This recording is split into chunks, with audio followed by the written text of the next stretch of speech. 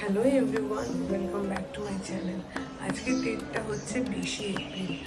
আজকে আমার শাশুড়ি মা আমাকে 7 মাসের সাথ দেবে। তো নিচে কী কী প্রোগ্রাম রেডি হচ্ছে সবটা তোমাদের সাথে শেয়ার করব।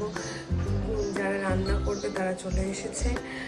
তারা এসেছে 7টার সময়। আমি উঠেছি 6:30 নাগাদ, কিন্তু একটু যেহেতু কালকে রাতে সেরকমভাবে ঘুম হয়নি আমার, সেহেতু শুয়েই ছিলাম। 7টার সময় উঠে দেখি ওরা এসে গেছে। তারপরে যে ব্যাকড্রপটা রেডি করা হচ্ছে, যেখানে আমি শ্যুট করবো, সেখানটায় সাজানোর লোকও 7টার সময় চলে এসেছিলো। তো এখন নিচে যাচ্ছি, আমি স্নান ধান করে নিয়েছি, এখন বাজে 8টা।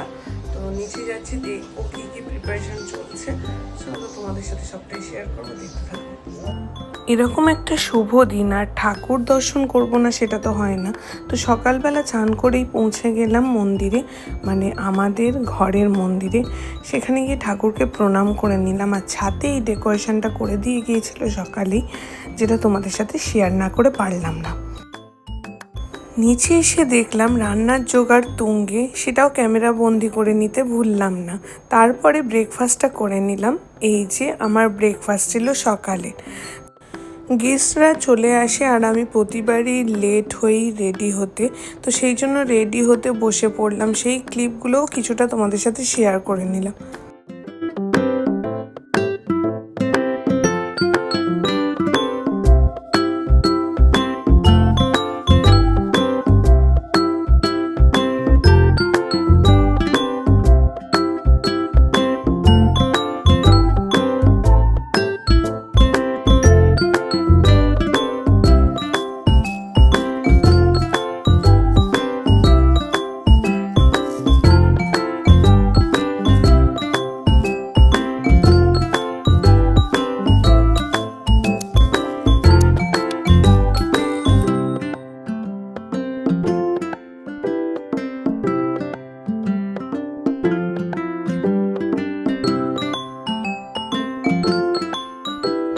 তো ফাইনালি মেকআপটা আমার ডান। হেয়ারটা তনুশ্রী করে দিয়েছিল ওই দিনে।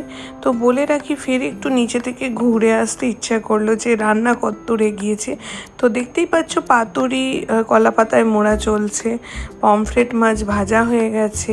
তো এরকম, এটা হচ্ছে দইয়ের ঘোল, যেটা হচ্ছে গন্ধরাজ দইয়ের ঘোল, সেটাও রেডি হচ্ছে। তো আমি ফাইনালি রেডি হয়ে নিচে বসে গিয়েছি। তো সবাই এসে গিয়েছিল, আমার পরিবারের লোকরা তো সবার ফার্স্টে চলে এসেছিলো, মা, বাবা, দিদি, ডুগু। তারপরে এক এক করে মাসিরা, পিসিরা সবাই আসতে শুরু করলো। তো কিছুটা টাইম ছিল আমার টাইমটা ছিল খাওয়ার, সেটা হচ্ছে 1:40। তার আগে ওপরে গিয়ে কিছুটা ফটো শ্যুট করে নিলাম। রূপাঞ্জন এসেছিল আমাদের ফটোগুলো তুলে দেবে বলে। ও যেরম বলতে শুরু করলো, সেরম আমরা এক্সপ্রেশন দিতে শুরু করলাম। আর তোমরা কিন্তু অবশ্যই জানাতে ভুলো না এই শাড়িটা পরে আমায় কেমন লাগছে। প্রথমে আমার শ্বশুরমশাই, তারপর শাশুড়ি মা আমাকে আশীর্বাদ করলেন, আর এটা ছিল ওনাদের তরফ থেকে আমার জন্য গিফটটা আমার অত্যন্ত পছন্দ হয়েছে, আর ডিজাইনটাও খুব সুন্দর। তো ওটা পরেই বসলাম।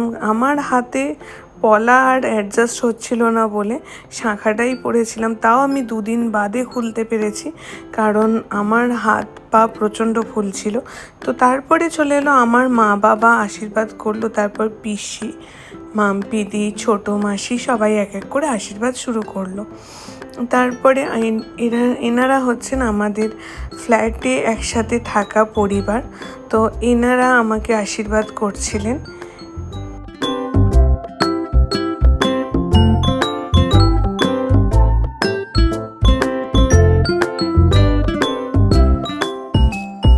তো পিছনে হালদার বাবু আছে, আর আমার ক্যামেরা ধরে আছে বাপ্পা। তো এরা আমাকে অনেকটাই হেল্প করেছে।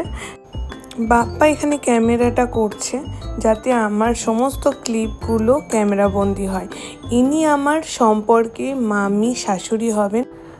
সম্পর্কে মামি শাশুড়ি হলেও উনি বন্ধুর থেকে কিছু কম না। আর তারপরেই চলে এলো শুভর আশীর্বাদের পালা। দেখো কি সুন্দর যত্ন করে আমায় আশীর্বাদ করছে। তো এই জিনিসটা আমার কাছে ভীষণ ইমোশনাল, কারণ ও ছাড়া আমি কিছু ভাবতেই পারি না। তারপর চলে এলো আমার দিদির পালা। দিদি আমাকে আশীর্বাদ করে পায়েস খাইয়ে দিচ্ছে। তারপর সোমা কাকিমা আমাকে আশীর্বাদ করে নিলেন। তারপর একটা সুন্দর গিফট দিয়েছেন, যেটা আমি অন ক্যামেরাতেই বলছি কাকিমা খুব পছন্দ হয়েছে। যদি তুমি আমার ভিডিওটা দেখো তাহলে আশা করি তুমি খুব খুশি হবে। তারপর চলে এলো লাঞ্চের পালা। তো মেনুতে কি কি ছিল সেটা আমি তোমাদের সাথে শেয়ার করে নিই। তার আগে তোমরা ডুগুর ডান্সও একটু এনজয় করে নাও।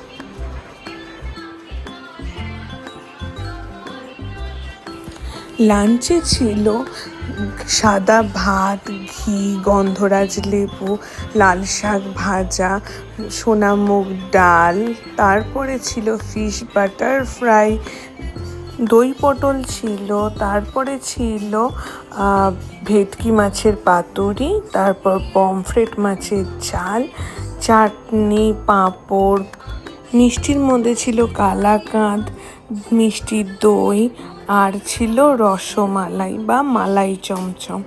আর আমার জন্য কিছু আইটেম এক্সট্রা ছিল, যেটা আমার শাশুড়ি মা রান্না করেছিলেন, যেমন ইলিশ মাছ, চিংড়ি মাছ আর পায়েস।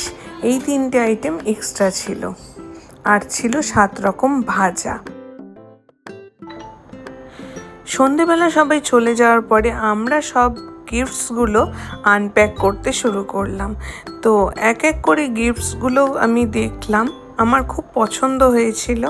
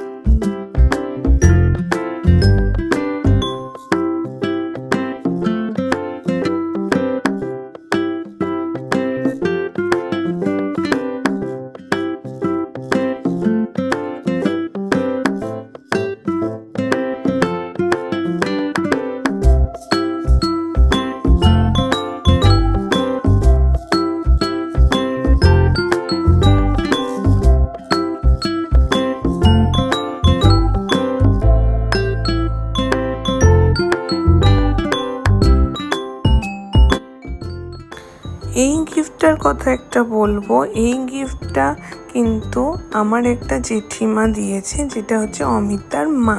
তো বলে রাখি, এটা আমি যত্ন করে তুলে রেখেছি আমার সন্তানের অন্নপ্রাশনের অপেক্ষায়। আজ চলি, সবাইকে টাটা।